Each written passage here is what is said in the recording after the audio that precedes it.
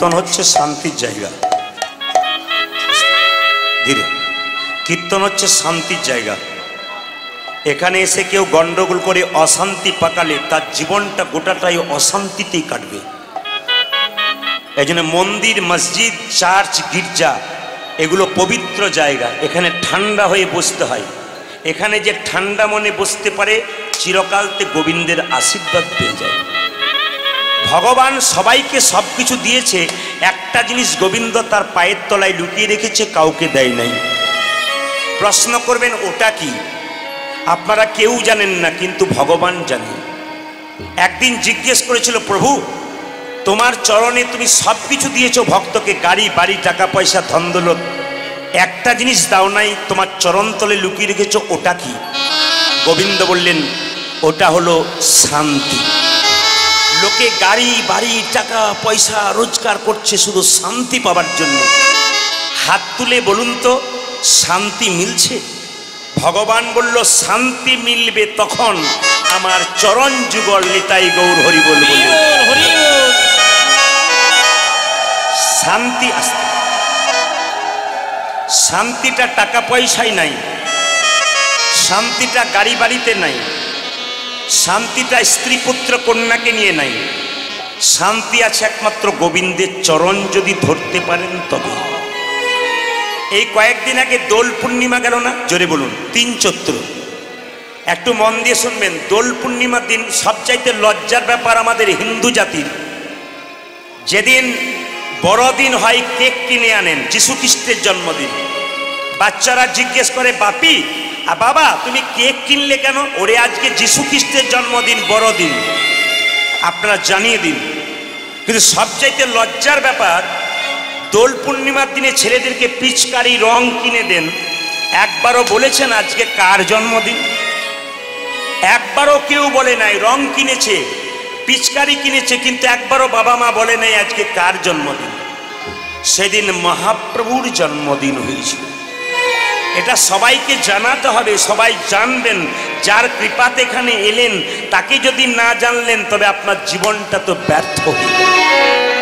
তিনি আমাদের হিন্দু জাতির জন্য, হিন্দু সনাতন ধর্মকে বাঁচানোর জন্য এত কিছু করলেন। আমরা তার জন্য কি করলাম?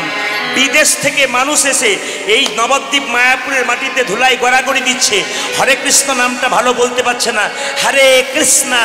কিন্তু লজ্জার ব্যাপার আমরা দেখছি, অথচ একবার হরিবোল বলতে পারছি। রাধে রাধে। এই দিকে তাকাবেন। মায়েরা দোল পূর্ণিমা দিনে আবির খেলেছিলেন? জোরে বলুন হ্যাঁ না। আচ্ছা, আবির খেলা কখন থেকে শুরু হয় আপনাদের কারো জানা আছে? এ তো খুব তো আবির দিলেন মাথায় মাথায়, মুখে মুখে, গালে গালে। ভাবলেন কেন দিতে হয়? একদিন রাধারানী দূরে বসে আছে, কৃষ্ণ যশোমতীর কোলে বসে আছে। কৃষ্ণ জিজ্ঞেস করছে, মা রাধা এত সাদা, আমি কেন কালো? ও দেখতে অত সুন্দর, আমি কেন কালো? লোকে আমাকে কেলে বলে। যশোমতী বলছে, না না এমন কথা বলিস না বাপ, তুই দেখতে খুব সুন্দর, রংটা তোর কালো হতে পারে। বলছে, না রাধা এত সাদা, আমি কালো কেন? যশোমতী নিজের হাতে তাকে একটু আবির দিয়ে বলল, রাধার মুখে দিয়ে দে, দেখবি মুখটা পরিবর্তন হয়ে যাবে, সাদাটা থাকবে না। জোরে গিয়ে কৃষ্ণ রাধার মুখে এটা দিয়ে দিয়েছে, অমনি রাধারানী কেড়ে তার মুখে। প্রথম কিন্তু আবির ওদের মধ্যে খেলা হয়েছিল। এই জন্য যখন আপনারা আবির খেলা আগামীতে যদি বেঁচে থাকেন, আমরা থাকি, আবির খেলা শুরু করবেন রাধারানী এবং গোবিন্দের চরণে দিয়ে, তারপর নইলে কিন্তু নয়। এই যে হোলিকা উৎসব হল, দোল উৎসবে হোলি পূর্ণিমা বলা হয়। হোলি নামটা কোথা থেকে এলো জেনে নিন। ভক্ত প্রহ্লাদের বাবার নাম ছিল হিরণ্যকশিপু, আর পিসির নাম ছিল হোলিকা। এই হোলিকার নাম অনুসারে হোলি পূর্ণিমা। কেন? ভক্ত প্রহ্লাদ ভগবানকে ডাকে, হিরণ্যকশিপুর ভগবানের বিরুদ্ধে যায়। একদিন হিরণ্যকশিপু ভক্ত প্রহ্লাদের বুকে পাথর বেঁধে জলের মধ্যে ডুবিয়ে দিল, কিন্তু 7 দিন পরে নিয়ে এলো, মরল না। জিজ্ঞেস করলো, হ্যাঁ রে প্রহ্লাদ, তোকে যে ডুবিয়ে দিলাম তুই বাঁচলি কি করে? প্রহ্লাদ বলল, বাবা আমাকে পাথরটা হালকা শুলের মতো হয়ে গেল হরিনাম করতে করতে। কে আছিস? এ বেটাকে পাহাড় থেকে ছুঁড়ে দে। পাহাড় থেকে ছুঁড়ে দিল, কিন্তু মৃত্যু হলো না। কে আছিস? হাতির পায়ে ফেলে দে, মৃত্যু হলো না। শেষের প্রহ্লাদের মা কয়া ঢুকে বলল, বিষের নাড়ু তুমি নিজের হাতে তোমার ছেলের মুখে তুলে দাও। আচ্ছা বলুন তো মা, এই জগতে কোনো মা পারবে তার ছেলেকে বিষের নাড়ু তুলে দিতে? কিন্তু হিরণ্যকশিপুর আদেশ আছে, বড় শক্ত মানুষ। কয়াধু বলল, বাবা এই দেখ, তোকে আমি নাড়ু দিলাম, বিষের নাড়ু, ভগবানের নাম কর, এটা অমৃত হয়ে যাবে। অমৃত হয়ে গেল। যখন কোনো কিছুতে মারতে পারলো না, তখন শেষ উপায় অবলম্বন করলো। হিরণ্যকশিপুর তার বোন হোলিকাকে ডাকলো। হোলিকার একটা আশীর্বাদ ছিল, ব্রহ্মার কাছে ধ্যান করে একটা চাদর পেয়েছিল হোলিকা। ব্রহ্মা বলেছিল, এই চাদরটা গায়ে নিয়ে তুমি আগুনে প্রবেশ করলে তুমি কোনোদিন পুড়বে না। ওই জন্য হিরণ্যকশিপুর সঙ্গে সঙ্গে বললো, হোলিকা তুই প্রহ্লাদকে কোলে করে নিয়ে আগুনে ঢুকে যা, তুই বেরিয়ে যাবি, ও পুড়ে ছাই হয়ে যাবে। কিন্তু দেবতাদের দেওয়া জিনিস, ভগবানের আশীর্বাদ জিনিস, যদি আপনি অপব্যবহার করেন তাহলে আপনি উল্টো শাস্তি পেয়ে যাবেন।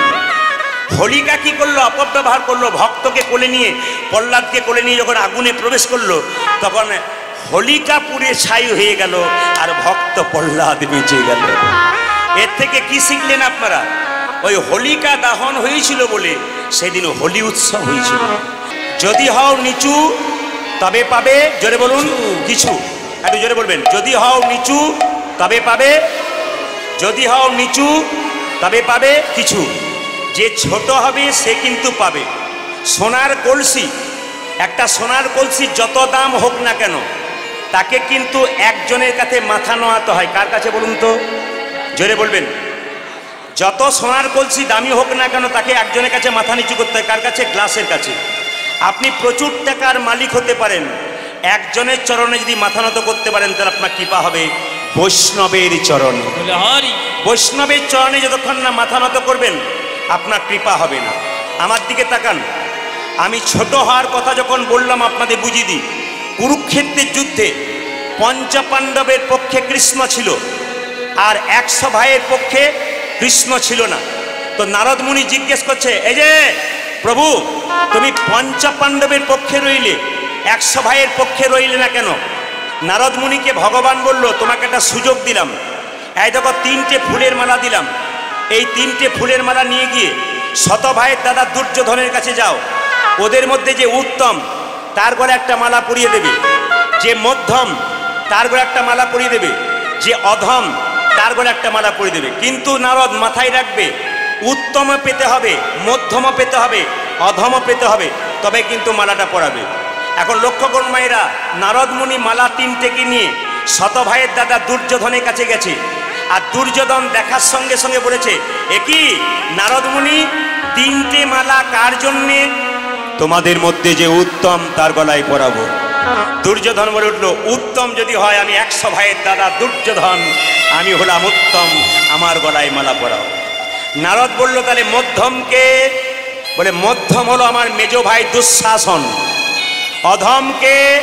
বলছে এখানে অধম কেউ নাই, সব উত্তম আর মধ্যম। লক্ষ্য করুন, এখানে অধম কেউ নেই, উত্তম আর মধ্যম। সঙ্গে সঙ্গে একজন মেথর রাস্তা দিয়ে পেরিয়ে যাচ্ছিল। দুর্যোধন তার দিকে আঙুল বাড়ি বলে, ওই লোকটা অধম, ওই লোকটা অধম। মেথরটা বললো, আমাকে অধম বললে কেন দুর্যোধন? তুই তো লোকের পায়খানা পরিষ্কার করিস, তুই তো অধম। তখন দুর্যোধনকে মেথরটা বলছে, আমার চাইতে তোমার মা আরো বেশি অধম। বলে কেন? আমি যদি 10 জনের পায়খানা পরিষ্কার করেছি, তোমার মা তো 100 জনের পায়খানা পরিষ্কার করেছে, মানে 100 ভাইয়ের, তোমার মা বেশি অধম। এখন দুর্যোধন লোকটাকে তেড়ে নিয়ে যাচ্ছে, ধরতে পারলো না। মালা 3টে নারদ মুনি ভগবানের কাছে আনলো। বললো, প্রভু, বলে কি? উত্তম পেলাম, মধ্যম পেলাম, অধম পেলাম না।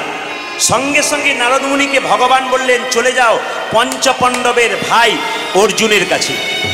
যখনই পঞ্চপাণ্ডবের ভাই অর্জুনের কাছে গেছে, সঙ্গে সঙ্গে অর্জুন জিজ্ঞেস করলো, মুনিবর, আমার ভাগ্য কত ভালো, আপনি এসেছেন 3টে মালা নিয়ে। বললো, কাকে পরাবেন? তোমাদের মধ্যে উত্তম কে? অর্জুন বলল, উত্তম যদি হয় পুরুষোত্তম ভগবান কৃষ্ণ, তার মূর্তিটা দেওয়ালে টাঙানো আছে, তার গলায় পরিয়ে দাও। মধ্যম কে? মধ্যম কে জানো? ভক্ত আর ভগবানের মধ্যে যে মিলন ঘটায় সে মধ্যম। ওগো নারদ, তুমি তো মধ্যম, যে ভক্ত ভগবানের মধ্যে মিলন ঘটায়। অর্জুনকে বলে উঠলো, তাহলে তুমি কে? বলে, আমি অধম, যে যুগ যুগ ধরে গোবিন্দের চরণ পাওয়ার জন্য বসে আছি। অধমের মালাটা আমাকে পরিয়ে দাও। ভগবান জিজ্ঞেস করলো, নারদ, তুমি উত্তম মধ্যম অধম পেয়েছো? বলে, হ্যাঁ প্রভু। তাহলে বুঝতে পেরেছো, যে পক্ষে অধম থাকে আমি সেই পক্ষে যোগদান করি। মায়েরা, ভক্ত যদি কাই মনে কোনো বাঞ্ছা করে, ভগবানের সাধ্য নাই সেই বাঞ্ছা নাই পড়ে।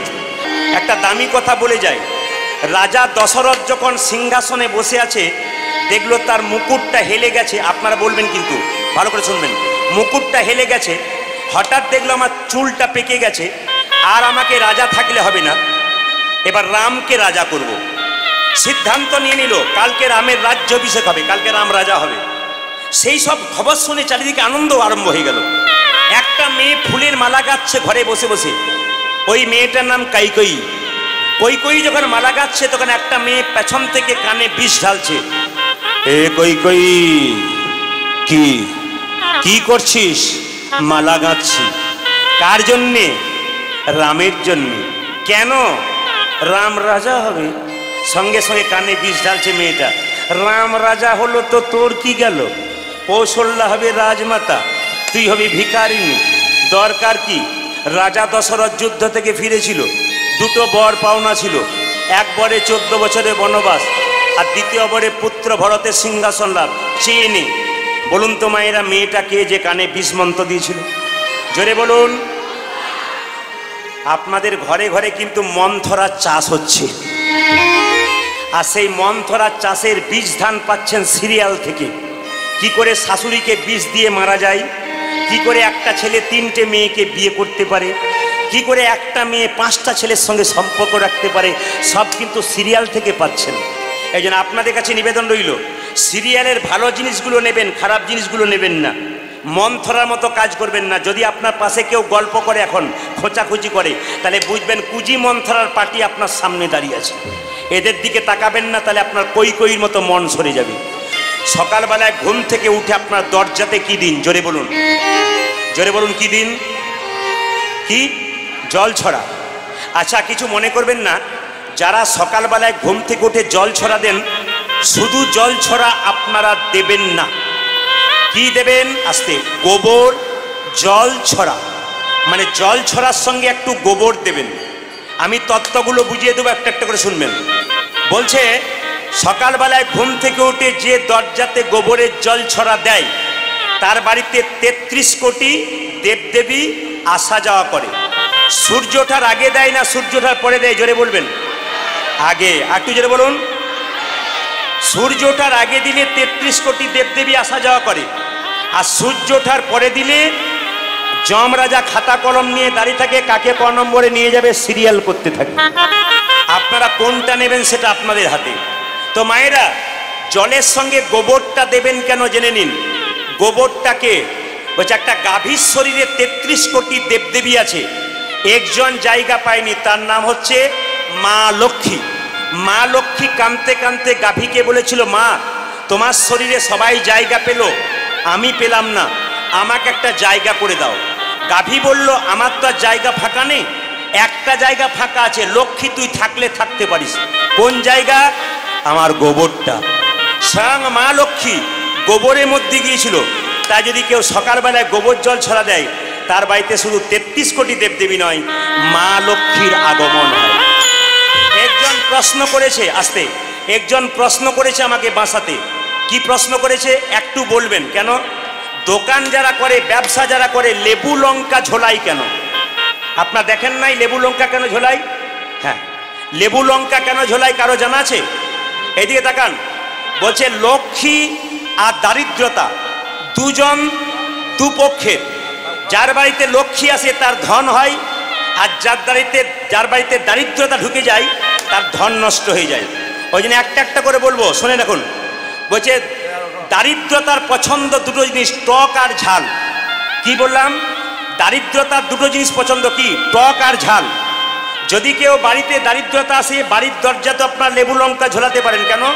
যদি টক মানে লেবুটা টক আর লঙ্কাটা ঝাল, যদি দরজার সামনে টাঙ্গান আর দারিদ্রতা এসে যদি ওটা পেয়ে যায়, আর ভেতরে ঢুকবে না, পালিয়ে যাবে, ও তো পেয়ে গেছে। আর লক্ষ্মী কি পছন্দ করে? মিষ্টি পছন্দ করে। তাই লক্ষ্মীকে দেবেন মিষ্টি, আর দারিদ্রতাকে দেবেন লেবু আর লঙ্কা। ওই জন্য দরজায় দরজায় বা দোকান ব্যবসা যারা করে, তাদের দেখবেন লেবু লঙ্কা ঝোলানো হয়, এটা মাথায় রাখবেন। তবে আজকালকার এমন একটা দিন এসেছে, হরে কৃষ্ণ, আজকালকার এমন একটা দিন এসেছে, আপনার মাথায় নেবেন, দেখবেন গোবর কেউ নাড়তে চাড়তে চায় না। গোবর গোবর দেখলেই দেখবেন অনেক মেয়ে বলে ছি মা গোবর। কিন্তু জেনে নিন আপনারা, গোবরটাকে ওইদিকে জেনে নিন, আমার পাশের বাড়িতে কলকাতা থেকে একটা মেয়ে এসেছে মাসির বাড়ি বেড়াতে, একটা কুকুরকে কোলে নিয়ে, অ্যালসেশিয়ান কুকুর, নাম দিয়েছে টম। টম। এখন আমার পাশের বাড়ির মেয়েরা সকালবেলায় ঘুম থেকে উঠে গাভী বের করছে, ঘাস দিচ্ছে, খাবার দিচ্ছে, তখন ওই মেয়েটা কুকুরটাকে কোলে নিয়ে দরজায় বেরিয়ে এসে বলছে, ও দিদি তোমরা কেমন গো, তোমরা গেও মানুষ খালি গাভী আর গরুকে নিয়ে কারবার করো, এই দেখো আমরা সকালবেলা থেকে টমকে নিয়ে না চাই। সঙ্গে সঙ্গে পাড়াগ্রামের মেয়েটা বলছে, দিদি কিছু মনে করো না, শহরের মেয়েটাকে বলছে, আমরা সকালবেলায় গাই গরু নিয়ে কারবার করি, আমরা গাভীর দুধ দিয়ে চা খাই, তোমরা কুকুর নিয়ে কারবার করো, নিশ্চয়ই কুকুরের দুধ দিয়ে চা খাও। দামি কথা বলে নেই, নিবেদন আপনাদের সামনে। এই কম্পিউটারের যুগে মানুষ যখন চাঁদে যাচ্ছে, এত ব্যস্ততার মধ্যে আপনারা যখন কীর্তন শুনতে এসছেন, তখন এ পরিষ্কার হয়ে গেল যে মহাপ্রভুর কৃপা তো অবশ্যই অবশ্যই আপনাদের উপরে বর্ষিত হয়েছে।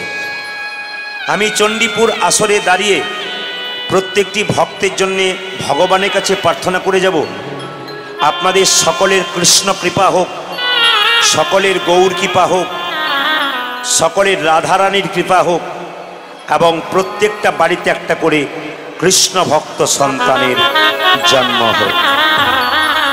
আজকে আসরে যারা কম বয়সের ছেলেরা কীর্তন শুনতে এসেছ, তাদের কাছে প্রদীপ পালের নিবেদন রইল, সনাতন ধর্মকে বাঁচানোর দায়িত্ব পরবর্তী প্রজন্মের রয়েছে।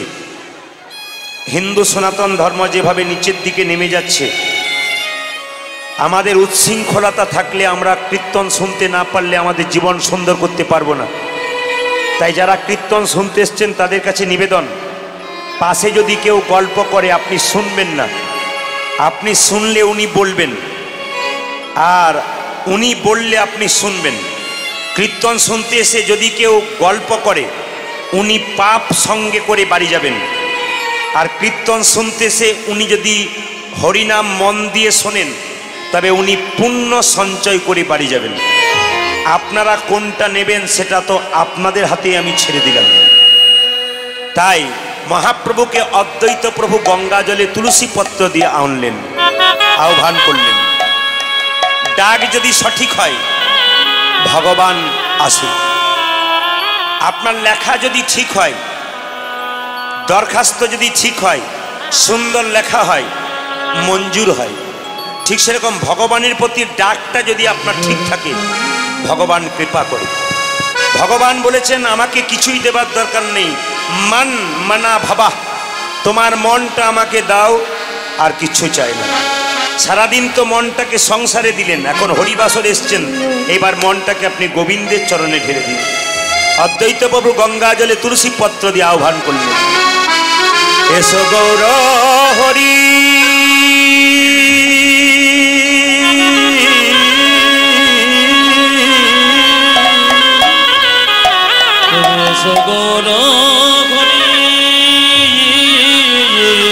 তুমি অকুলের কান্ডারি, অকুলের কান্ডারে, সচন্দন তুলসী দিয়া তোমার চরণ সেবা করি।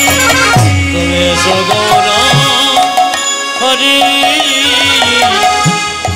অকুলের কান্ডারে, সচন্দন তুলসী দিয়া তোমার চরণ সেবা করি।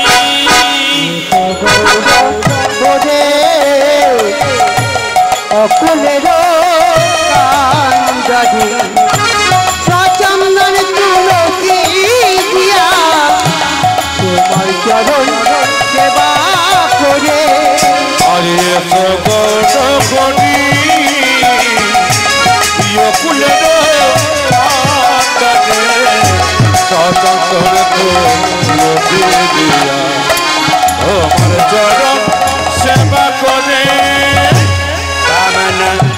রূপ ধরি দাঁড়াইলে ছল করি,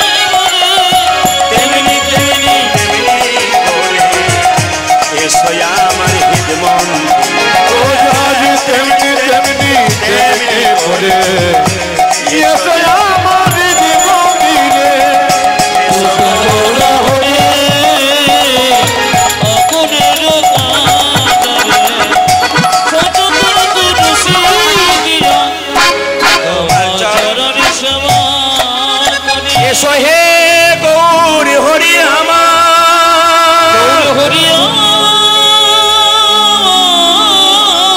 ভক্তের হৃদয় অন্ধকার দূর করি,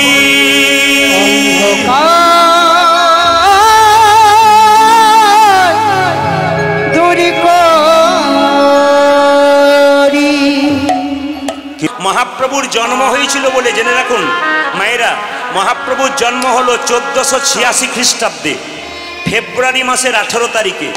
কেউ বলে শুক্রবার, কেউ বলে শনিবার, সন্ধে 5:46 1407 শতাব্দে 23শে ফাল্গুন দোল পূর্ণিমার দিনে জন্ম নিয়ে নাম হলো নিমাই।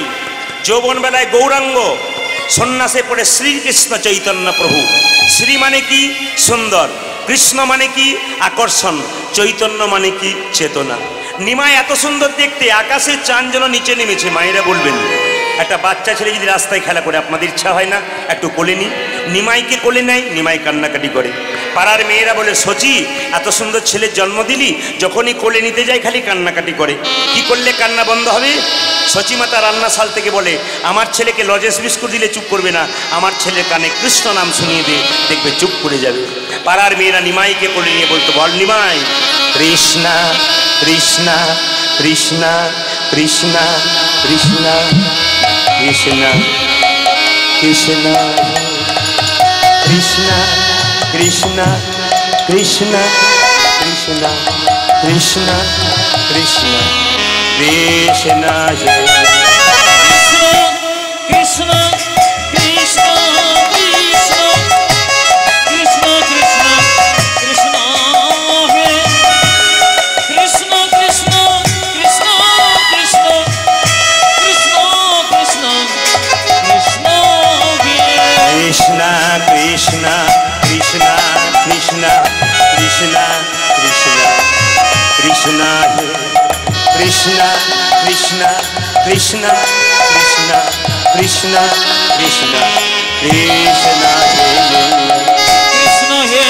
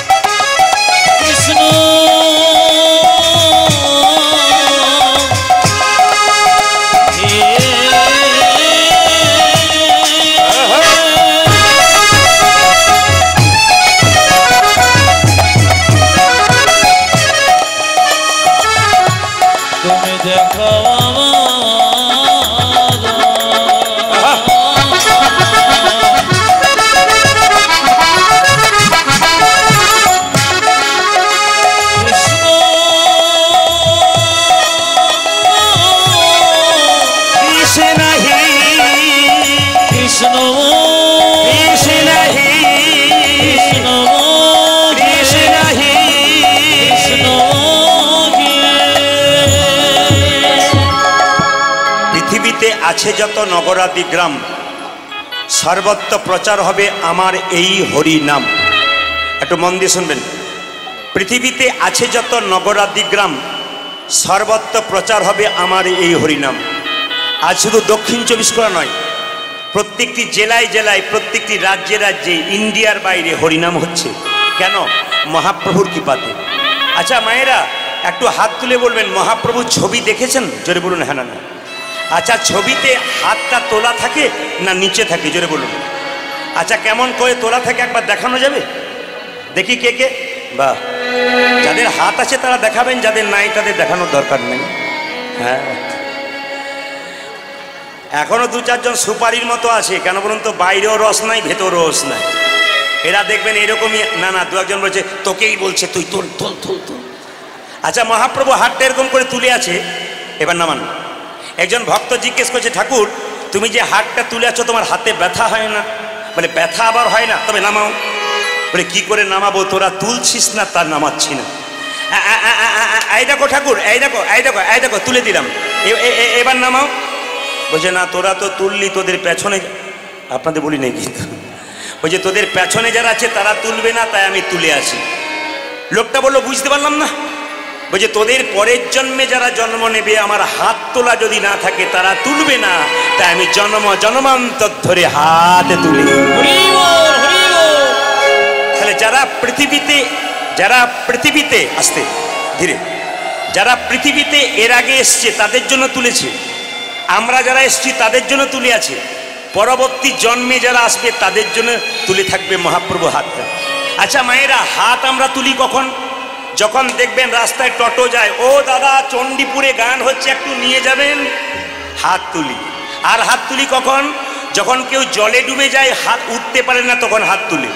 আচ্ছা মায়েরা, মহাপ্রভু কি অটো ধরেছিল? আবার দেখবেন কেউ এরকম করে হাতে বোঝা নেই, তখন হাত তুলে। তাহলে মহাপ্রভু কি জলে ডুবে গিয়েছিল? জোরে বলুন। অনেকে মানে হ্যাঁ বলছে না, নাও বলছে না, চুপ থাকাটাই বুদ্ধিমানের কাজ। যা বলবেন আপনি বলুন, যদি ভুল হয়ে যায়। মহাপ্রভু কি জলে ডুবে গিয়েছিল? জোরে বলুন। হ্যাঁ, এই যে কথা শুধু বললেন। আচ্ছা, মহাপ্রভুর কি হাতে কোনো বোঝা ছিল? হ্যাঁ ছিল। প্রশ্ন করবেন, প্রদীপ বাবু দেখতে পেলাম না কেন? যে চোখে টিভি সিরিয়াল দেখা যায়, সেই চোখে কি মহাপ্রভুর ভাব বুঝতে পারেন? জেনে নিন, দেখতে পাবেন কি করে? এক ট্রাক বালিতে যদি এক হাত চিনি ছুঁড়ে দেওয়া যায়, আর চিনি আর বালি যদি একসঙ্গে মিশিয়ে দেওয়া যায়, চিনিকে কি কেউ পারে চিনিতে এক ট্রাক বালিতে?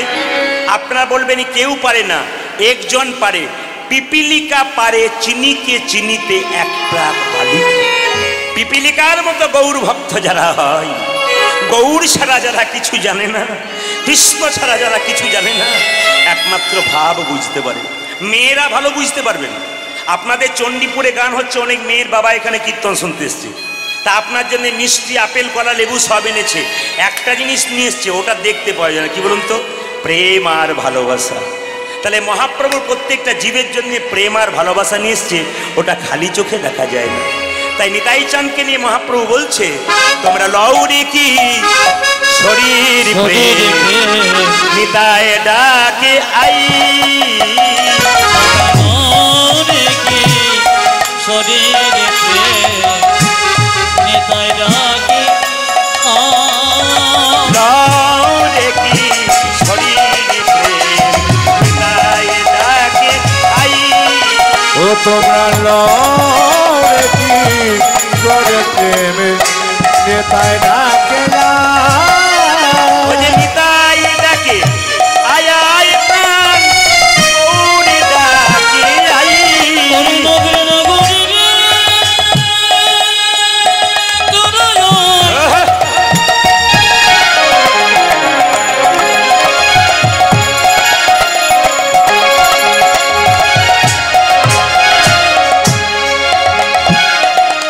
এই কলিকালে মহাপ্রভুর নামে কে কে নিবিয়া,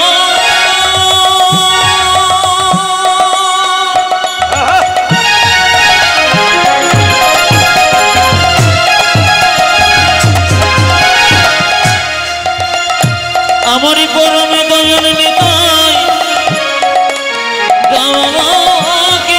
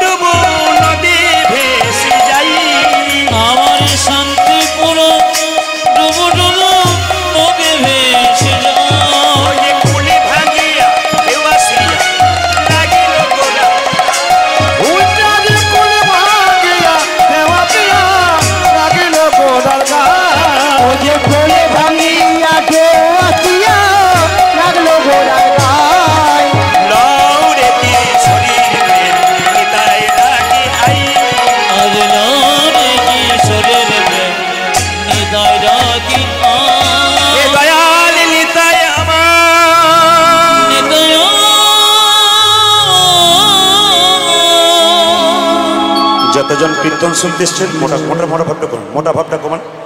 যতজন কীর্তন শুনতে এসছেন তাদের কাছে প্রদীপ পালের নিবেদন রইল, কাল সকাল থেকে একজনকে দেখলে হরে কৃষ্ণ বলুন কিংবা জয় নিতাই বলুন। বাচ্চা ছেলে ঘুম থেকে উঠছে না, চুলের মুঠি ধরে থাপ্পড় মেরে ওঠাবেন কেন? বলুন না হরে কৃষ্ণ খোকা, জয় নিতাই জয় নিতাই, ওঠো ওঠো।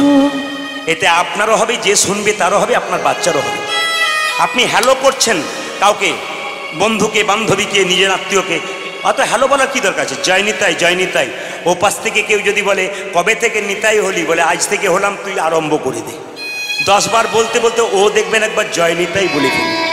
এ জীব যদি একবার নিতাইয়ের নামে ভিজে যায় বাবা, নিতাই আর ভুলতে পারবেন। আপনারা পাগল হয়ে গেছেন বলেই তো ছুটে এসছেন, খেপা খেপি হয়েছেন বলে তো হরিনাম শুনেছেন। বামা খেপা ছিল না? হ্যাঁ, রামকৃষ্ণদেব খেপা ছিল না? আরে খেপা যারা হয় তারাই তো মেতে যায়, খেপা ছাড়া মেতে যায় না। এই জন্য বলে যায়, আপনারা মন দিয়ে শুনে নিন। আচ্ছা মায়েরা, ভগবানের বাবার নাম কি আর ভগবানের মায়ের নাম কি? একজন হাত তুলে বলতে পারলো খুশি হব। ভগবানের বাবার নাম কি? কেউ বলবেন নন্দরাজা, কেউ বললেন বসুদেব, আবার কেউ বলবেন মায়ের নাম যশোমতী, কেউ বলবেন দেবকী। কিন্তু ভগবান তো তা বলছে না। তিনি কি বললেন? ভক্ত আমার মাতা পিতা, ভক্ত আমার গুরু, ভক্ত আমার নাম রেখেছে বাঞ্ছা কল্পতরু। ভগবান নিজের মুখে বাবার নাম বললেন না, মায়ের নাম বললেন না, কি বললেন? ভক্ত আমার মাতা পিতা, ভক্ত আমার গুরু, ভক্ত আমার নাম রেখেছে বাঞ্ছা কল্পতরু। প্রমাণ কি? আচ্ছা, রামের সবচাইতে বড় ভক্ত কে ছিল জোরে বলুন? সুগ্রীব নাকি? যাকে আপনারা যে জানেন তাতে খুশি হলাম।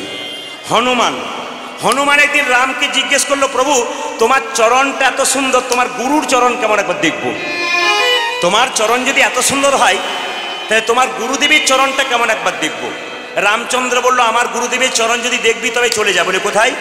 সরজু নদী পার হয়ে একটা বিরাট বড় পর্বত আছে, তার গুহাতে আমার গুরুদেব বাইরের দিকে পা গুলো করে শুয়ে আছে, কিন্তু মাথাটা কাপড় দিয়ে ঢাকা আছে। হনু, তুই চরণ দেখবি না বদন দেখবি? বলছে না না, আমি তোমার গুরুদেবের চরণ দেখেই চলে আসবো। এখন হনুমান সরজু নদীটা লাফিয়ে গিয়ে যেই না গুহার দিকে তাকিয়েছে, দেখছে গুরুদেবের, রামচন্দ্রের গুরুদেব পা দুটো করে শুয়ে আছে। হনুমান মনে মনে ভাবছে, বাহ বাহ, আমার প্রভু রামচন্দ্রের চরণ এত সুন্দর, তাহলে তার গুরুদেবের চরণ কত সুন্দর। বারবার গুরুদেবের চরণ দুটোকে নিয়ে হাতে ধরছে, মাথায় ঠেকাচ্ছে। হঠাৎ মনে পড়ে গেল, যার চরণ এমন তার বদন কেমন একবার দেখব। যার চরণ এত সুন্দর তার বদন কেমন দেখব। এই বলে বদনটা দেখতে গেছে, কাপড় দিয়ে ঢাকা আছে। যেই না কাপড়টা খুলেছে, দেখছে ওই দিকেও দুটো চরণ। হনুমান মনে মনে ভাবছে, তাহলে আমার প্রভু রামচন্দ্রের গুরুদেবের মাথা নাই, খালি পা আছে নাকি? দুদিকেই তো পা দেখতে পাচ্ছি। ছুটে এসে বলছে, গুরুদেব। প্রভু বলে, কি? তোমার গুরুদেবের চরণ দেখলাম, আমার ইচ্ছা জাগলো বদন দেখব, কিন্তু যেই না বদন দেখতে গেলাম, দেখলাম ওই দিকেও দুটো চরণ। রামচন্দ্র বলল, তুই তো চরণ দেখবি না তো বদন দেখবি কেন? তুই যাবার সময় আমায় বলেছিলি চরণ দেখব, তুই তো বলিস নাই বদন দেখব। বদন দেখব বললে তোকে বদন দেখিয়ে দিতাম। বলছে, তোমার গুরুদেবের একবার বদন দেখতে চাই, তবে যা। বলে কোথায়? সরজু নদীর জলে এমনি করে তাকাবি, দেখবি তুই গুরুদেবের বদন দেখতে পাবি। আচ্ছা মায়েরা বলুন তো, জলের দিকে যদি কেউ মুখ করে তাকায়, কার মুখটা দেখা যায়? ভূতের মুখ দেখা যায়। ভূতের, আমি যখন বলেছি ভূতের, তখন কি ভক্তি! কার মুখ দেখা যায় জলের দিকে তাকালে? হ্যাঁ, নিজের মুখ দেখা যায়। তা হনুমান বারবার জলের দিকে তাকাচ্ছে, নিজের মুখটা দেখছে। মনে মনে ভাবছে, তাহলে গুরুদেবের বদন কোথায়? জলটাকে ঘাট লাগছে, ভাবছে ভেতরে শুয়ে আছে বোধহয়। আবার জল স্থির হচ্ছে, নিজের মুখটা দেখতে পাচ্ছে।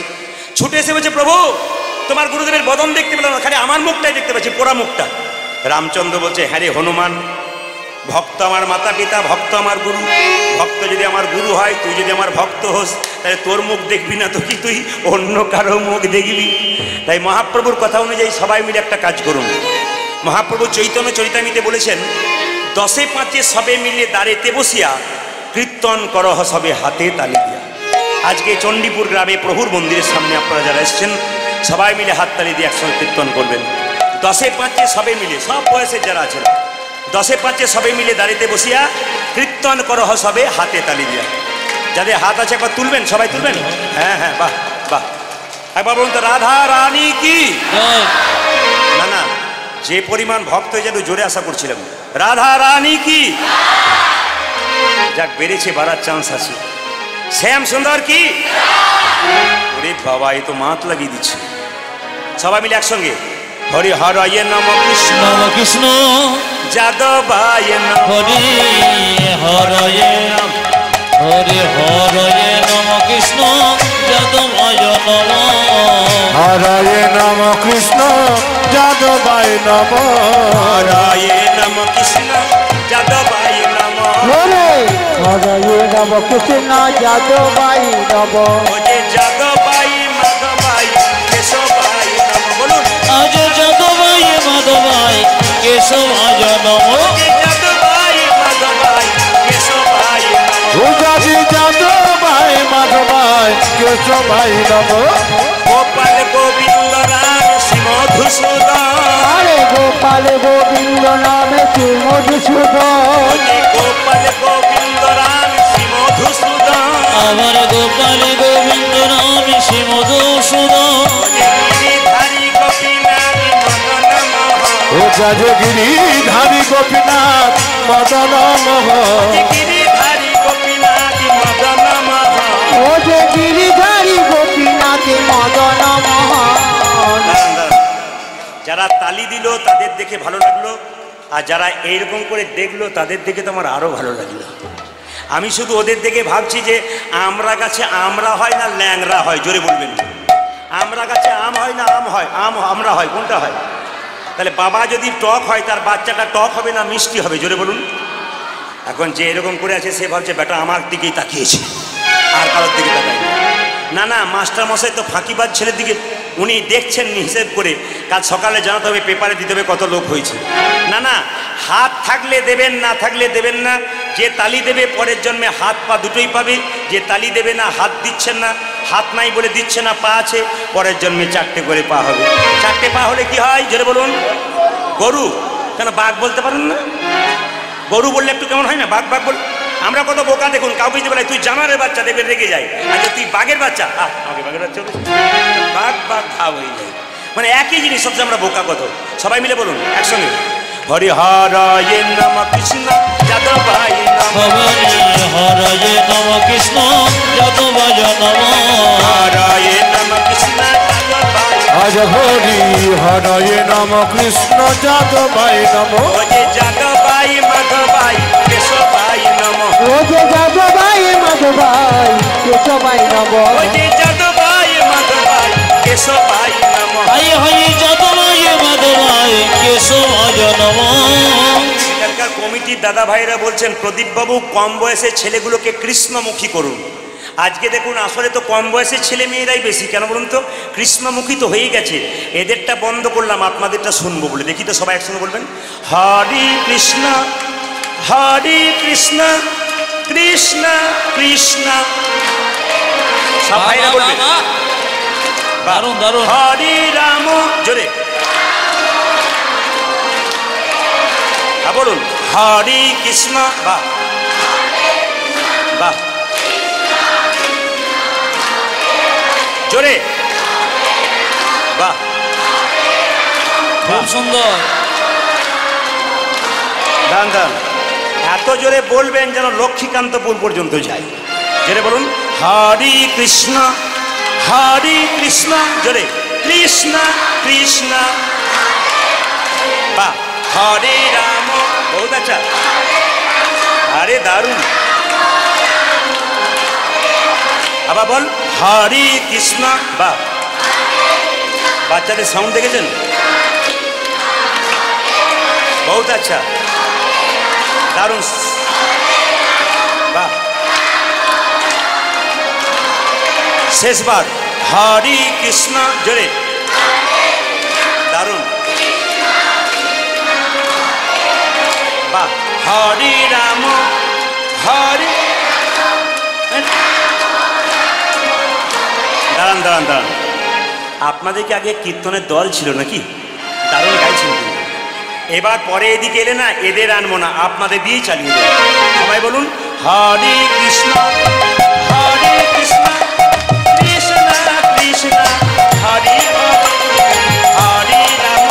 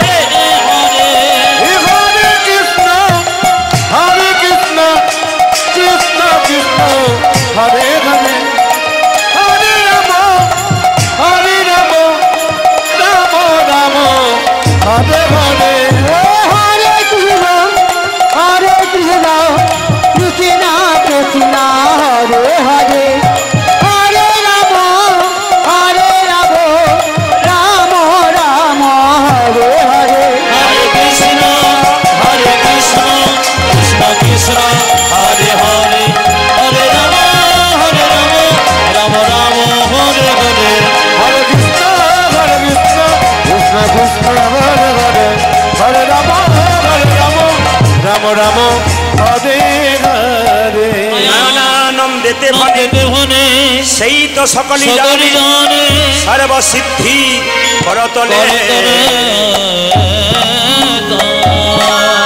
রাধা রানী কি, জয় শ্যাম সুন্দর কি, মদন মোহন কি। একটা আদেশ দেবো আপনাদের কাছে, অপরাধ নেবেন না। কীর্তন কমিটির কর্মকর্তা যারা আছেন অক্লান্ত পরিশ্রম করে হরিবাসর করেছেন, এখনই আপনাদের সামনে একটু ভিক্ষা ঝুলি নিয়ে যাবে। আপনারা যে যেমন পারবেন তাদেরকে দান করবেন, কারণ ওনারা কীর্তনিয়া এনেছেন অনেক অক্লান্ত পরিশ্রম করে, এবং চণ্ডীপুর কমিটিকে আশীর্বাদ করে যান হরিবাসরে এসে যেন প্রতিবারই সুন্দর সুন্দর কীর্তনিয়া এনে আপনাদের হরিনাম শোনাতে পারে। সবাই মিলে বলুন নিতাই গৌর হরি বল, হরি বল। আমাকে আসতে খুব ধীরে, শব্দ নয়। আমাকে একজন প্রশ্ন করছে, প্রদীপবাবু, সাউন্ডটা বন্ধ করুন। আমাকে একজন প্রশ্ন করছে, প্রদীপবাবু পালা কি করবেন? আমি বললাম পালা তো জানি না। পালা জানেন না? না, কীর্তনের পালা হয় না। যদি বোকা কেউ হয় সে জিজ্ঞেস করবে কীর্তনের পালা হয়, যাত্রা পালা হয়, নাটকের পালা হয়, কীর্তনের লীলা হয়, বিষয় হয়। যারা ভক্ত মানুষ তারা জিজ্ঞেস করে আজকে বিষয় কি হবে, আজকে আলোচনা কি হবে, আজকে লীলা কি হবে। আপনাদের বলে রাখি, পালা তো দুটো আপনারা জানেন, কি কি বলুন তো? একটি আষাঢ় আর একটি, জোরে বলুন, একটি আষাঢ় আর একটি। আচ্ছা, যারা কীর্তন শুনতে এসছেন তাদের কোনটা শেষ হয়েছে, আষাঢ়টা না যাওয়ারটা? জোরে বলুন, আষাঢ়টা। বাকি আছে কোনটা? জোরে বলুন, কোনটা? এত যদি বুঝছেন যাওয়ারটা বাকি আছে, তাহলে সাদা চুলে গোদরেজ নিচ্ছেন কেন? বলো হরি হরি বল বলে শ্মশান ঘাটে মোড়া নিয়ে যাই। আমরা আমাদের বাচ্চাদেরকে বলি প্রণাম কর, প্রণাম কর। আমরা প্রণাম করি, ছেলেরাও প্রণাম করে। কি ভাবি, ও বোধহয় গেল, আমি বোধহয় যাব না। কিন্তু উনি মাচাতে হেলতে দুলতে আপনাকে শিখিয়ে দিয়ে গেলেন। আমি যেমন, তুই যেমন সংসারে হাজার মোড়াকে প্রণাম করছিস, আমিও তোর মতো হাজার মোড়াকে প্রণাম করেছি, তোর মতো সংসার করেছি। আমাকে দেখে তাকিয়ে শিখে নে, আমি যেমন গেলাম তোকে এইরকম আমার মতো একদিন চলে যেতে হবে। আজকে লীলাটির নাম, যারা বর্ধমান জেলা যান, বীরভূম যাবার দরকার নাই, কলকাতা যাবার দরকার নাই, বর্ধমান যাবেন। রেল স্টেশন, বাস স্টেশন থেকে আপনারা একটা জায়গার নাম করব, যদি বেড়াতে যান তবে সেই জায়গাতে যাবেন। জায়গাটার নাম শ্রীখণ্ডের গোপীনাথ। সেই গোপীনাথের হাতে দেখবেন পাথরের নাড়ু আছে মায়েরা, অর্ধেকটা পাথরের নাড়ু, গোটা নয়। লীলার বিষয় বিষ্ণু রঘুনন্দন 5 বছর বয়সে গোপীনাথকে নাড়ু খাইয়েছিল, আর অর্ধেকটা পাথরের নাড়ু কেন গোপীনাথের হলো তারই তত্ত্ব আপনাদের সামনে আজকে বোঝাবো। শুধু জানতে হবে, এই যে বাতাসাগুলো আপনারা দেখতে পাচ্ছেন, উলুধ্বনি দিন একবার বাতাসাগুলোকে দেখি।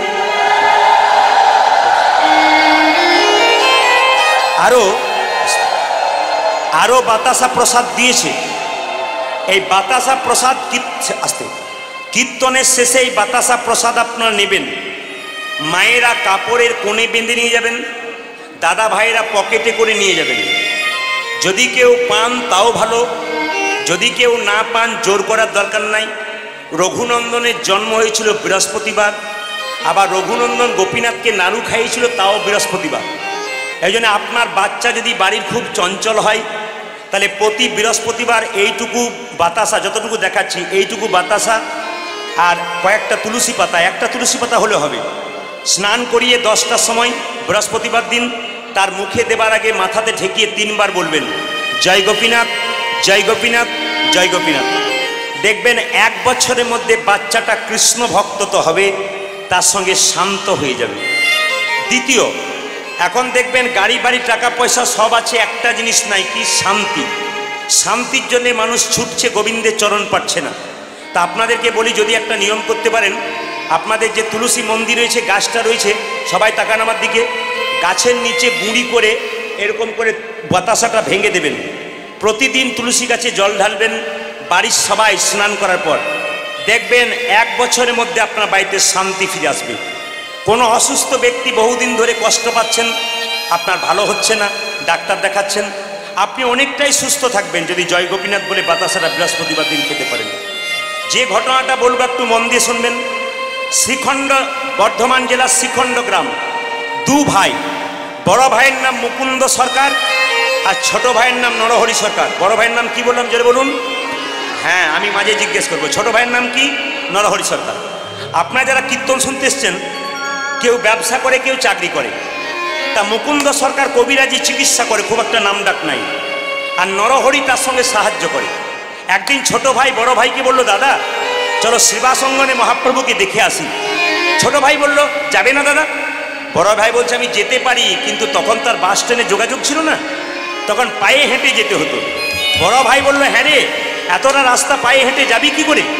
ছোট ভাই বলল, দাদা সাধুগুরু বৈষ্ণবের মুখে শুনেছি অনেক রাস্তা কেউ যদি যায় আর হরে কৃষ্ণ নাম গাইতে গাইতে চলে যায়, তবে রাস্তা নাকি তার খাটো হয়ে যায়। তাই মুকুন্দ সরকার কি করছে দেখুন, মুকুন্দ সরকার নরহরি সরকার দুজনে মিলে চলল কোথায়?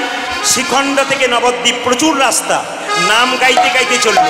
আপনারা সবাই মিলে চলুন, কৃষ্ণ কেশব কৃষ্ণ কেশব কৃষ্ণ কেশব তাই নাম। হরে রাম রাঘব রাম রাঘব রাম রাঘব রাম। হরে কৃষ্ণ কৃষ্ণ কৃষ্ণ হরে হরে, হরে রাম রাম রাম হরে হরে।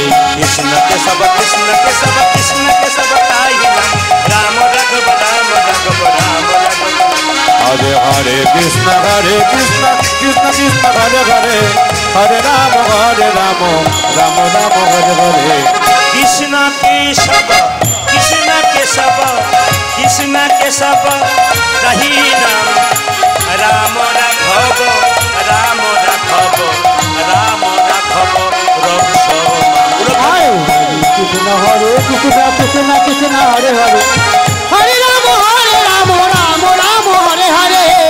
কেশব কৃষ্ণ কেশব কৃষ্ণ কেশব তাহি নাম, রাম রাঘব রাম রাঘব রাম রাঘব রক্ষ। কৃষ্ণ হে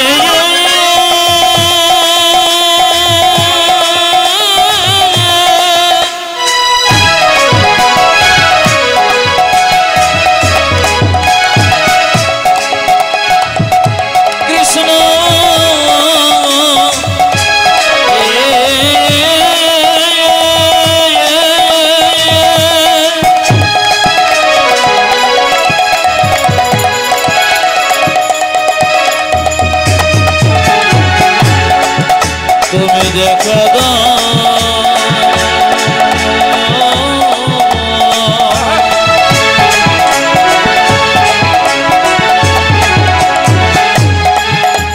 কৃষ্ণ কৃষ্ণ হি কৃষ্ণ হি কৃষ্ণ হি। একবার ঠান্ডা মাথায় উত্তর দেবেন, ঠান্ডা মাথায় উত্তর দেবেন। যে গাছে ফল ধরে সেই গাছটা নিচের দিকে যায় না উপর দিকে যায়? জোরে বলুন। যে গাছে ফল ধরে সেই গাছটা নিচের দিকে যায় না উপর দিকে যায়? আচ্ছা, যে গাছে ফল ধরে ফলবান বৃক্ষ নত হয়, আর যারা ভক্ত হয় তাদের ভাবটি কেমন হয়? এইরকম। আর যারা অভক্ত হয় তাদের ভাবটা কেমন হয়? উগ্র। এই জন্যে দু ভাই মুকুন্দা নরহরি দুজনে মিলে এরকম করে, হ্যাঁ দুজনে মিলে এরকম করে দাঁড়িয়ে আছে। কোথায়? এইদিকে তাকাবেন, আপনারা দেখতে পাচ্ছেন না? কত ঘুরবো বলুন তো, তাদের এটা ভাঙতে হয় আমাকে। কি করবেন, উপায় তো নেই। একটা তো স্পিকার, কি করব? একটু কষ্ট করে দেখবেন, আমি ঘুরে দেবো আস্তে। আচ্ছা মায়েরা, যারা ভক্ত হয় তাদের ভাবটি এইরকম হয়, আর যারা অভক্ত হয় তাদের ভাবটি উগ্র হয়। একটু জেনে নিন, আপনি ভগবানের কাছে যে ইচ্ছা নিয়ে যাবেন বারবার, ভগবান সেই ইচ্ছা পূর্ণ করবে। বারবার একই কথা বলবেন। যেমন মুকুন্দা নরহরি মহাপ্রভুকে দর্শন করবার জন্য গেছে, মহাপ্রভু শিবাসকে বলল, শিবাস চলো ঘর থেকে বেরিয়ে যায় সুরধ্বনি তীর দিয়ে, ওরা দু ভাই আমাদের দর্শন করুক। একটু লক্ষ্য করুন, মহাপ্রভু শিবাসকে নিয়ে যখন হরিনাম গাইতে গাইতে সুরধ্বনি তীর দিয়ে যাচ্ছে, দু ভাই তখন দর্শন করছে। কিভাবে? সুরধ্বনি তীরে তীর মহাবিলাস সমবয় বালক সঙ্গে। ধনি তীরে তীর মহাবিলাস সমবয় বালক সঙ্গে। তীরে তীর মহাবিলোক সমবয় বালক সঙ্গে। সুরধ্বনি তীরে তীর মহাবিলাস সমবয় বালক সঙ্গে। সুরে সুরে সুরা মহাবিলয় সমবয় বালক চাঁদে হরে করতালি নিত হরি ধামি হরে করতাল করতাল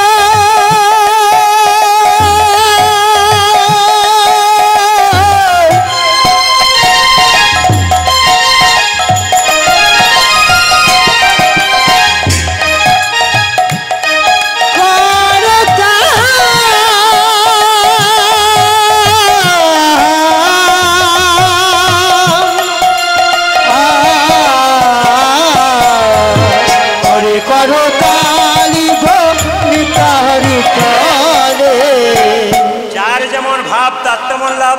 বড় ভাইকে ছোট ভাই বলছে দাদা আমি কি দেখছি জানো, ওই তোই আমার গোরা ওই তো আমার গোরা নাচে ওই তোই আমার গোরা দেখো দেখো ওই তো আমার গোরা নাচে তোই আমার গোরা আমার গোরা নাচে আমি দণ্ড ওই তোই আমার গোরা ওজার হেমে দণ্ড বাহু তোলে ওই তো আমার গোরা নাচে আমি দণ্ড বাহু তুলে ওই তোই আমার গোরা আমি দণ্ড বাহু তুলে ওই তো আমার গোরা নাচে। কে কোন ভাব নিয়ে কীর্তন শুনছেন প্রদীপ পাল দেখতে পাচ্ছে না, কিন্তু একজন দেখতে পাচ্ছেন, তিনি ভগবান অন্তর্যামী। ও দাদা ভাই, আপনারা যারা তালি দিতে পারছেন না তাদের জন্য বলে রাখি, যখন দোকানে যান তখন লেখা থাকে আপনি সিসিটিভি ক্যামেরার আওতায় আছেন, চুরি করলেই ধরা পড়বেন। ঠিক সেরকম আপনি যখন এখানে এসছেন কি মন নিয়ে কীর্তন শুনছেন, ভগবান সিসিটিভি ক্যামেরা অনেক দিয়েছে, আপনি ধরা পড়ে যাবেন। ছোট ভাই বলছে আমি দেখছি গোরা নাচছে, বড় ভাই বলছে না না আমি কি দেখছি জানো, ওই তো গোরাই ওই জাগে ওই তো গোরাই নাচে ওই তো গোরাই দেখো দেখো ওই তো গোরাই নাচে অন্তরে যায় শ্যামে নাচে বাইরে ও গোরাই আরে অন্তরে যার শ্যাম নাচে বাইরে গোরাই নাচে অন্তরে যার শ্যামে নাচে বাইরে ও গোরাই আজ অন্তরে জোরে শ্যামে নাচে বাইরে গোরাই নাচে সৌরঘনে ধীরে ধীরে মহাবিলাস সময় আলোক সঙ্গে সৌরগণের তীরে তীরে মহাবিলক সমবয় বালক সঙ্গে। ছেড়ে বলুন রাধা রানী কি।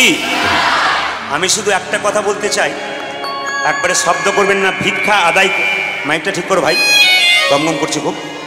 ভিক্ষা আদায়কালে একটু চঞ্চলতা হয়, কিন্তু আমি একটা কথা বলবো, চঞ্চলতা বাদ দিয়ে স্থির হয়ে কথাগুলো শুনবেন। যখন কেউ ভগবানকে ডাকে তখন সে সুখী হয় না দুঃখী হয়, জোরে বলুন। কেউ বলে সুখী, কেউ বলে দুঃখী। যে হরিনাম করে তারই তো ছেঁড়া কাপড় হয়, জোরে বলুন হ্যাঁ না না। যে হরিনাম করে তারই তো ঘর ফুটে জল পড়ে। কিন্তু ভগবান বলেছেন যে পড়াশুনো করে তাকে পরীক্ষা দিতে হয়, যে পড়াশুনো করে না তাকে পরীক্ষা দেবার দরকার হয় না। যারা ভগবানের নাম খুব করে, ভগবান যাচাই করে দেখে এ আমার কতখানি হয়ে এসেছে। যেমন মায়েরা সোনা যখন সোনা যখন দোকানে বিক্রি করবেন তখন স্বর্ণকার আপনাকে পরীক্ষা করে দেখবে এর মধ্যে কতটা খাদ আছে, কতটা প্রেম আছে। এই জন্য জেনে রাখুন, আপনি ভক্তি সোনা যখন ভগবানকে দেবেন, ভগবান পরীক্ষা করে দেখবে এর মধ্যে কতটা প্রেম আছে, কতটা ভক্তি আছে। তা মুকুন্দ নরহরি যখন দাঁড়িয়ে আছে তখন মহাপ্রভু শিবাসকে ডেকে বলল, এ শিবাস, ওদের মধ্যে যে ছোট ভাই সে নরহরি, তাকে ডেকে বলে দাও সে সারা জীবন আমার সঙ্গে থাকবে, হরিনাম করবে। আর যে বড় ভাই তাকে বলে দাও সে আমার 100 জন্ম সঙ্গ পাবে না। আপনারা যারা কীর্তন শুনছেন মন দিয়ে জেনে নিন, দু ভাই যদি এখানে কীর্তন শুনতে আসেন, এক ভাই মহাপ্রভুর কৃপা পান, এক ভাই পান না। যে পেল তার তো আনন্দ হবে, যা পাবে না তার কত কষ্ট হবে। শিবাস এসে বলল, এই যে এই তোমাদের মধ্যে ছোট ভাইকে আমি। কি নাম? আমার নাম নরহরি সরকার। তোমার জন্য প্রভু বলেছে তুমি সারা জীবন প্রভুর সঙ্গে কীর্তন করবে, ধীরে কীর্তন করবে, প্রভুর সঙ্গে থাকবে। সঙ্গে সঙ্গে বড় ভাই বলছে আমার জন্য প্রভু কি বলেছে? আমি কি করব, আমি তো টেনে টেনে নিয়ে এলাম, আমার জন্য কি বলেছে? শ্রীবাস বলল তোমার জন্য প্রভু বলেছে তুমি 100 জন্ম সঙ্গ পাবে না, 100 জন্ম কৃপা পাবে না। যখনই বড় ভাইকে বলেছে তুমি 100 জন্ম কৃপা পাবে না, বড় ভাই মুকুন্দ সরকার নাচতে শুরু করেছে, জয় গৌর জয় গৌর। শ্রীবাস মনে মনে ভাবলো তাহলে মাথাটা খারাপ হয়ে গেল বোধহয়, 100 জন্ম সঙ্গ পাবে না বলে মাথাটা বোধহয় খারাপ হয়ে গেল। সঙ্গে সঙ্গে শ্রীবাস জিজ্ঞেস করছে মুকুন্দ তোমাকে প্রভু বললো 100 জন্ম সঙ্গ পাবে না, আর তুমি গৌর গৌর বলে নাচতে শুরু করলে? আমাকে দিয়ে কথা বলতো না, আমি তো বিষ খেয়ে আত্মহত্যা করে দিতাম।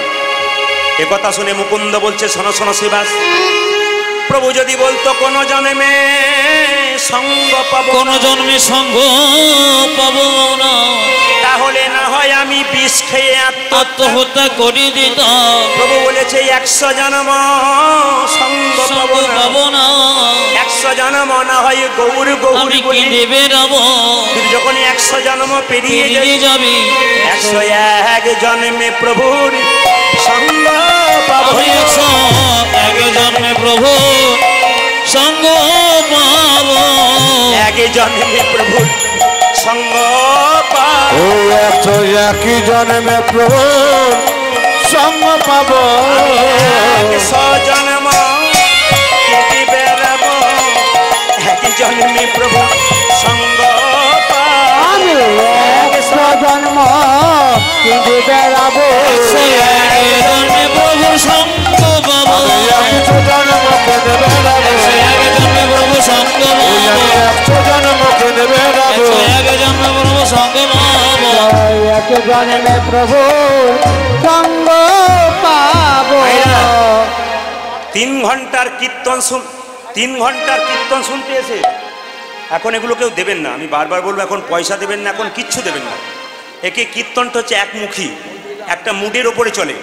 এখন কেউ দান করবেন না, কিছু করবেন না, আপনি এসছেন দিয়ে দিন, পরবর্তী ক্ষেত্রে কেউ আসবে না, কীর্তন নষ্ট হয়।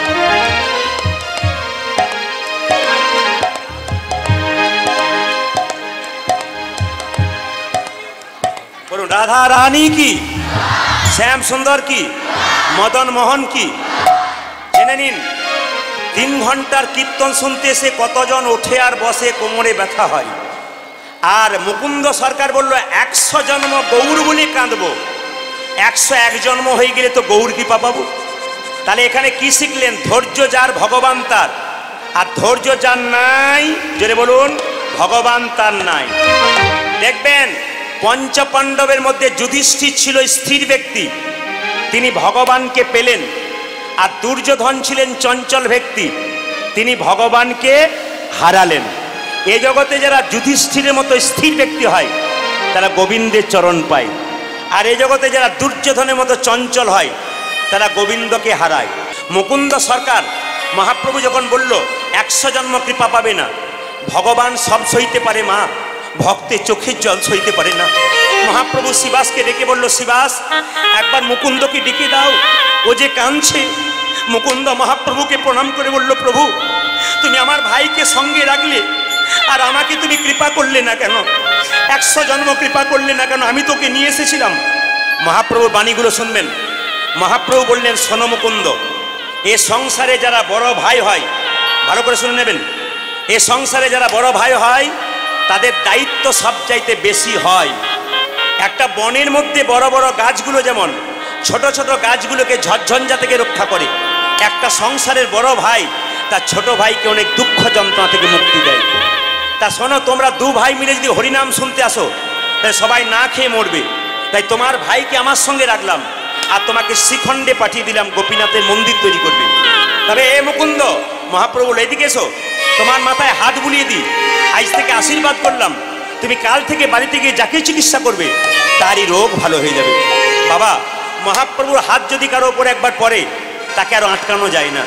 এই জন্য আপনারা যারা কীর্তন শুনছেন অজান্তে মহাপ্রভুর কৃপা কিন্তু আপনাদের মাথায় পড়ছে, আপনারা বুঝতে পারছেন না। একদিন বিরাট বিপদে পড়ে যাবেন, ভাবতেই পারবেন না বিপদ থেকে মুক্তি পেলাম কেন। আজকে দিনটার জন্য মুক্তি পেয়ে গেলেন। এই জন্য কিছু করতে হয়। ব্যাংকে টাকা জমা দিলে যেমন সুদ পাওয়া যায়, হরিনামের ব্যাংকে ভক্তি সম্পদ দেবেন, আপনি কৃপা সম্পদ লাভ করতে পারবেন। এই জন্য যে যেখানে বসে আছেন মন দিয়ে শুনবেন। মুকুন্দকে মাথায় হাত দিয়ে বলো, মুকুন্দ তুমি বাড়ি ফিরে যাও, শ্রীখণ্ডে একটা গোপীনাথের মন্দির তৈরি করো, জীবের দ্বারে হরিনাম দাও, আর বড় লোকের চিকিৎসা করবে না, গরিবের চিকিৎসা করবে, পয়সা নেবে না। ও মুকুন্দ দেরি করো না, ফিরে যাও ফিরে যাও ফিরে যাও ফিরে যাও শ্রীখণ্ডে ফিরে যাও ফিরে যাও ফিরে যাও শ্রীখণ্ডে ফিরে যাও আর ফিরে যাও ফিরে যাও শ্রীখণ্ডে ফিরে যাও ফিরে যাও ফিরে যাও শ্রীখণ্ডে ফিরে যাও ফিরে যাও ফিরে যাও শ্রীখণ্ডে ফিরে যাও ফিরে যাও যাও যাও ফিরে যাও ফিরে যাও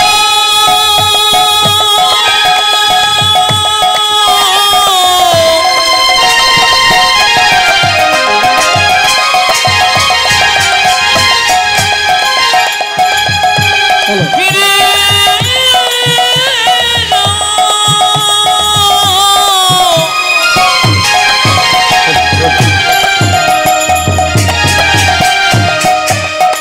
ওই যে মুকুন্দ তুমি ফিরে যাও তুমি সেখানে ফিরে যাও যাও যাও যাও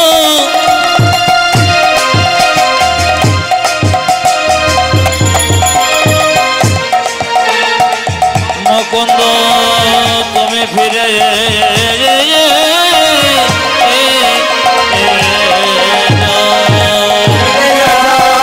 ফিরে যাও শ্রীখণ্ডে ফিরে যাও তুমি দাঁড়িয়ে তারে গিয়া চরণে ধরিয়া তুমি দাঁড়িয়ে গিয়ে চরণে ধরিয়া দারে গিয়া চরণে ধরিয়া ওরে দারে দারে গিয়া চরণে ধরিয়া হরির নাম বিলাও দারে গিয়া চরণে ধরিয়া হরে নাম বিলাও ফিরে যাও শ্রীখণ্ডে ফিরে যাও ফিরে যাও ফিরে যাও সেখানে ফিরে যাও মহাপ্রভু প্রভুর আজ্ঞা পাইয়া মুকুন্দ চলিলা মুকুন্দ চলিলা আমার মহাপ্রভুর আজ্ঞা পায়া মুকুন্দ চলিল মুকুন্দ চলিল মহাপ্রভুর আজ্ঞা পাইয়া মুকুন্দ চলিলা মুকুন্দ চলিলা ওই আমার মহাপ্রভুর আজ্ঞা পাইয়া মুকুন্দ চলিল মুকুন্দ চলিল আর শ্রীখণ্ড গ্রামেতে আর শ্রীখণ্ড গ্রামেতে আছি গ্রামেতে আমি সেখানে গ্রামেতে আসি উপনীত হইলা উপনীত হইলা আমি সেখানে গ্রামেতে আসি উপনীত হইয়া উপনীত হইয়া বল হরি বল বল বল হরি বল বলো বলো হরি বল হরি বল গোপীনাথ জিউ কি জয় আমি বুঝতে পেরেছি আমি বুঝতে পেরেছি কি বুঝতে পেরেছি এটা বুঝতে পারছি আপনারা এত চাপের মধ্যে আছেন, হেলান দিয়ে পড়ে গেলে 10 জনের ক্ষতি হতে পারে, এত চাপের মধ্যে আপনারা আছেন। কিন্তু আপনাদের চরণে আমার কোটি কোটি দণ্ডবাদ প্রণাম। অনেক দাদা ভাইরা দাঁড়াতে পারছেন না, বড় কষ্টের মধ্যে দাঁড়িয়ে আছেন। আপনারা যারা বসতে পেরেছেন তারা ভাগ্যবান, যারা দাঁড়াতে পেরেছেন শেষে এসছে বলে পাইনি। আমারও বড় কষ্ট হচ্ছে, যারা দাঁড়িয়ে থাকে তাদের দেখে বড় কষ্ট হয়। কালকে আমি ছিলাম পুকুরিয়াতে, আমি আগে বললাম, ওখানে তো 3 ঘন্টা ধরে এপাশে প্রায় 2000 ট্রাক, ওপাশে 2000 ট্রাক অফ হয়ে আছে, একবার নো এন্ট্রি করতে হয়েছে, এত লোকের ভিড়। আজকে ভক্তের সংখ্যা ওই রকমই হয়ে আছে। আপনাদের কাছে একটা নিবেদন রাখবো, সকালবেলায় মুকুন্দ সরকার বাড়ি ফিরলো, মায়েরা বলবেন মুকুন্দ সরকার এসে একটা গোপীনাথের মন্দির তৈরি করলো। সেই সময় বাংলার নবাব হুসেন শাহ ছিল, খুব দামি লোক, মালদা জেলায় বাড়ি, গৌরতে। তার একবার পেটের যন্ত্রণা হলো, কেউ ভালো করতে পারলো না। একজন বলল, মহারাজ তোমার পেটের যন্ত্রণা ভালো হবে যদি তুমি যেতে পারো শ্রীখণ্ড গ্রামে ওই মুকুন্দ কবিরাজের কাছে। তার একটা নিয়ম আছে, সে কিন্তু গরিবের চিকিৎসা করে, বড় লোকের করে না। তাহলে নবাব বলল, আমি কি করে যাব? বলছে তুমি ফকির সেজে গেলে তোমার চিকিৎসা হতে পারে। নবাব হুসেন শাহ, হুসেন ফকির সেজে সোজা ছুটে চললো কোথায়? মুকুন্দ কবিরাজ শ্রীখণ্ড এলো, মালদা থেকে শ্রীখণ্ড, বুঝতে পারছেন তো? এসেই জিজ্ঞেস করছে, ও দাদা বলি মুকুন্দ সরকারের বাড়ি কোনটা? একটা মন্দির দেখতে পাবে, লক্ষ্য করে চলে যাবে ওটা। ও দাদা আর কি দেখবো?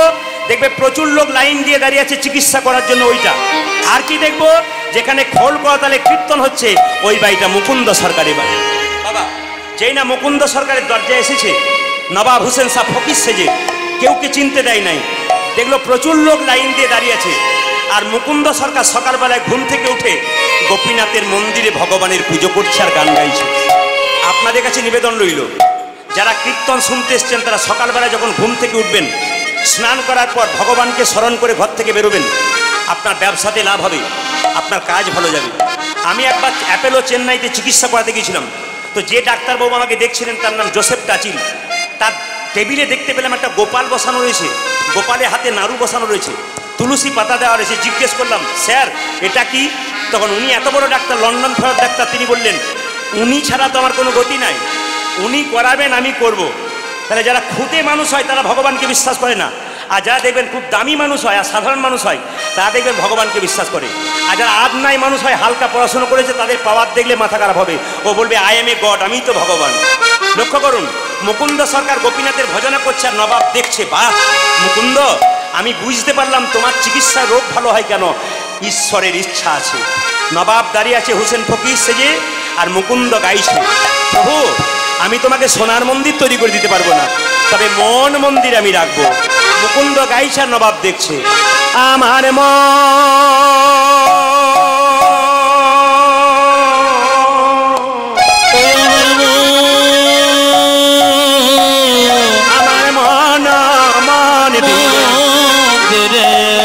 তুমি মদান দাঁড়াবে গো আসি